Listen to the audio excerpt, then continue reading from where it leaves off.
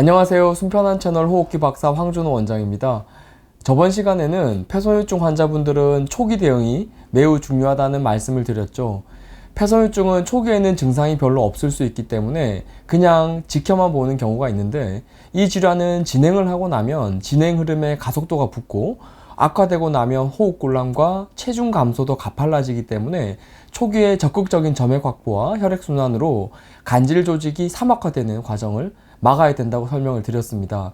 그리고 이 질환은 특성상 병이 진행되는 내내 기침이라는 증상이 따라오고, 기침이라는 증상 때문에 굉장한 고통을 받게 됩니다. 오늘은 폐소유증 환자의 기침이라는 증상에 대해서 자세히 알아보고 어떤 대응이 필요한지 말씀을 드리겠습니다. 제가 본원에 오시는 폐소유증 환자분들의 기침이라는 증상을 살펴보면 기관지 확장증 환자분들의 객혈이라는 증상과 비슷한 느낌을 받을 때가 있어요. 뭐랄까요? 그 자체로도 병이 진행이 되었음을 의미하기도 하고요. 그리고 그 증상으로 인해서 삶의 질이 굉장히 떨어진다는 부분이 비슷하다고 느끼는데요. 다른 호흡기 질환도 기침은 있을 수 있죠. 오히려 기침이 없는 호흡기 질환이 드물죠. 가벼운 감기나 비염, 그리고 천식 환자분들도 기침을 하고, 아침에 지하철이나 버스를 타면 기침을 하는 분들은 흔히 볼 수 있습니다. 그런데 폐섬유증 환자분들의 기침은 이런 분들의 기침과는 어떤 점에서 차이가 날까요? 폐섬유증 환자분들의 기침이 다른 호흡기 질환의 기침을 비교하면 예전에 한참 유행했던 원빈 씨의 TOP라는 커피 광고가 생각이 나는데요. 당시 그냥 커피가 아닌 TOP라는 문구로 소비자의 시선을 사로잡는 광고를 했던 기억이 나는데요. 저는 폐섬유증 환자의 기침이 그런 느낌이 들어요. 그냥 기침이 아니라 TOP 기침. 네. 폐섬유증의 기침이 왜 그런 느낌을 주냐면, 기침이 업그레이드가 된다고 할까요? 폐섬유증은 두 가지 종류의 기침이 있어요. 저는 이를 편의상 초기 단계의 기침을 1번 기침, 진행이 되고 나서 생기는 악화된 기침을 2번 기침, 이렇게 부르고 있는데요. 1번 기침을 먼저 설명을 드리면 목에서 생기는 기침입니다. 이 기침은 어떤 기침이냐면 전형적인 마른 기침입니다. 영어로는 이런 기침을 드라이 코프라고도 부르는데, 특징이 열이나 가래가 없습니다. 보통 우리가 기침을 떠올리면 열이 난다거나 목이나 기도가 부으면서 기침을 하죠. 아니면 가래를 뱉으려고 하는 동작의 일부일 때도 많잖아요.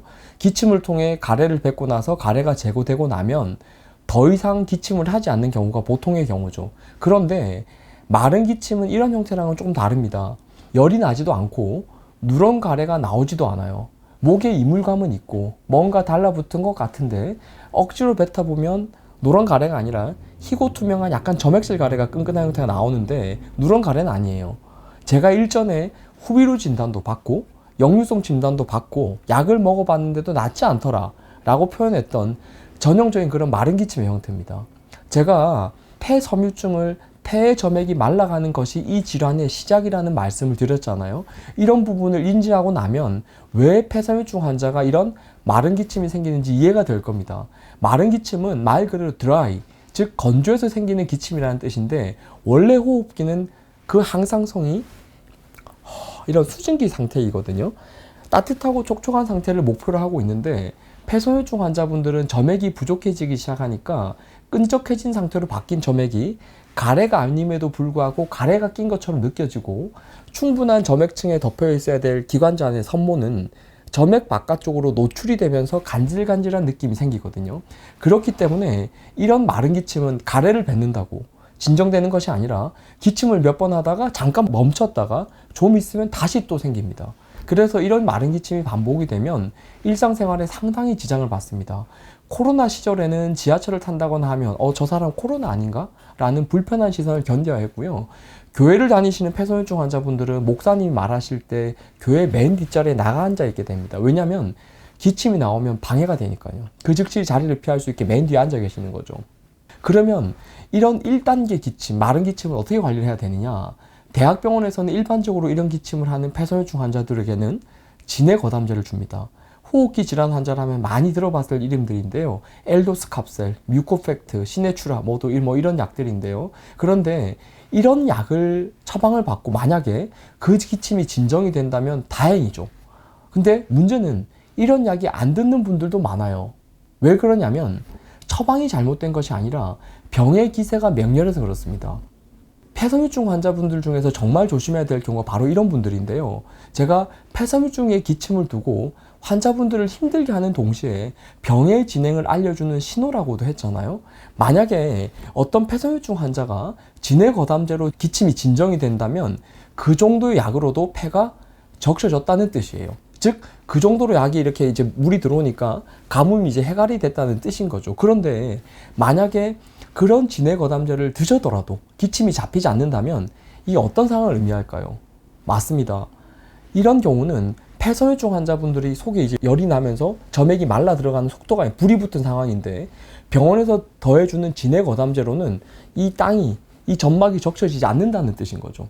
산불로 치면 불길이 잡히지 않는 상황입니다. 자, 그러면 이런 환자분들은 점액이 부족한 상황이 개선되지 않은 상태 그 가운데 말초의 모세혈관 흐름까지 약해지면 간질 조직이 말라 들어가게 됩니다. 그리고 저번에 폐섬유증 환자가 점액실 가래를 억지로 뱉지 말라는 중요한 조언을 드린 적이 있는데 간혹 이런 부분까지 놓친다거나 하면 섬유화가 진행이 됩니다. 그러면 기침 증상도 다시 한번 안 좋은 쪽으로 업그레이드가 됩니다. 이거 버전업이 되는 거죠. 여기서부터 저는 이 편의상 이 기침은 이제 이 폐섬유증 환자 2번 기침이라고 제가 부르고 있는데요. 이 2번 기침이 어떻게 보면 원빈 씨의 광고 문구처럼 진짜 TOP예요. 이 기침은 이제 폐섬유증 환자들 정말 힘들게 하는데요. 어떤 특성이 있냐면 1번 기침보다 지속 시간도 훨씬 길고요. 기침이 발생하는 위치도 1번 기침에 비해서는 다소 차이가 있습니다.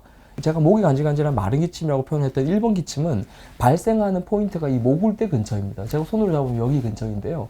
여기가 간질간질하다 또는 뭐가 붙어 있는 것 같다고 표현을 하고 본원에 오시는 분들은 거의 100% 대학병원에서 주는 진해거담제를 드셔보고 오는 분들입니다. 그런데 그런 진해거담제로 듣지 않는 기침은 본원에서 드리는 이제 한약이랑 순편한 캔디를 드시면 어느 정도 이상은 잡힙니다.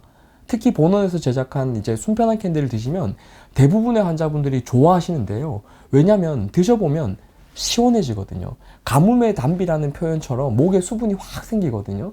저는 폐섬유증은 초기의 진행을 막는 것이 중요하다고 보기 때문에 이런 1번 기침, 마른 기침이 생기기 시작할 때 화력을 집중해야 된다고 말씀을 드리고 있습니다. 초반에 건조해지는 정황이 보이면 완전히 적셔 들어가야 되는 거죠. 그래서 본원에서는 한약과 캔디뿐만 아니라 자는 중에 습도, 이분들은 특히 자다가 입이 마른다는 말을 많이 하시거든요. 그래서 습도도 철저히 유지해야 되고 만약에 입을 벌리고 주무시는 분들이 있다면 구강호흡, 입을 벌리고 자는 호흡을 구강호흡이라고 하는데요. 구강호흡 방지 테이프 처방을 해서라도 입마름을 막아내고 있습니다. 1번 기침은 다행히 이런 노력에 반응을 합니다. 충분히 좀 진정이 될 수 있고 덜해지게 되는데 문제는 2번 기침이죠. 폐섬유증이 더욱더 진행이 되고 나서 생기는 2번 기침은 제가 업그레이드 된다고 했잖아요. 이 기침이 까다로운 이유는 단순히 더 건조해져서가 아니에요. 폐의 간질 조직 자체가 거칠거칠하게 바뀌어 버렸기 때문에 그렇습니다. 우리 몸의 폐 안에는 기침 수용체라고 하는 기침 센서가 있어요. 기침 센서 여러 군데가 있는데요. 기침 센서에 가래가 끼거나 무엇인가 달라붙으면 목이 그 센서에 불편하다는 신호를 대뇌에 보내요. 그러면 뇌가 다시 그에 대한 반응으로 늑강근을 수축시키고 폐를 순간적으로 확 짜면서 기침을 통해서 이 불편감을 털어내라는 신호를 보내게 되고 이게 기침의 생리인데 이런 기침을 인지하는 기침 수용체 센서는 여기에 많이 분포되어 있지만 여기만 있는 것 아니고요. 곳곳에 이제 좀 몇 군데가 자리 잡고 있어요. 그런데 폐 섬유화가 진행이 되고 나면 폐의 간질 조직 자체가 말랑말랑하고 촉촉한 조직이 아니라 딱딱하고 거칠어지는 조직으로 바뀌면서 이런 기침 수용체, 기침 센서를 끊임없이 건드리게 됩니다. 즉 센서가 시도 때도 없이 울리게 되는 상태로 바뀌는 거죠. 그렇게 되면 1번 기침처럼 목울대 근처만 건조할 때 간질간질하다거나 뭐가 끼어 있다거나 이런 느낌으로 하는 것이 아니라 표현을 하자면 아래쪽에 뭔가 이렇게 근질근질하면서 시도 때도 없이 툭툭 기침이 올라온다고 합니다. 센서가 계속 건드려지기 때문에 지속 시간도 훨씬 깁니다. 심한 분들은 호흡곤란은 둘째치고 잠을 자기가 힘들기 때문에 이 기침을 멈춰달라는 호소를 할 정도가 되는 거죠. 그래서 이렇게 심한 기침을 하는 분들을 보면 병원에서도 일반적인 진해거담제가 아니라 코데인이라고 하는 마약성 진해제를 줍니다. 마약성 진해제가 뭐냐면 마약 성분의 일종으로 기침을 인지하는 대뇌의 중추신경을 마비시키는 약이에요. 1번 기침일 때, 즉 마른 기침 초기 단계일 때는 병원에서 진해거담제를 주거든요. 즉 점액을 물켜준 효과를 노리는 정상적인 치료의 개념인데, 진행된 형태 2번 기침이 보일 때 주는 코데인이라는 약은 이제는 정상적인 치료로는 어려운 단계이기 때문에 그냥 센서를 마비시키는 것 외에는 방법이 없다고 생각해서 주는 처방인 거죠. 이런 코데인이라는 약은 기관지 확장증 환자가 객혈이 있을 때도 처방을 받는데, 그런 분들은 객혈이 있을 때만 한시적으로 코데인을 처방을 받거든요. 기침을 반복하다 보면 객혈이 다시 터질까봐 응급 처방의 개념으로 한시적으로 짧게 코데인을 드시는 건데, 폐섬유증에서의 코데인 처방은 짧게 한시적인 개념이 아니에요.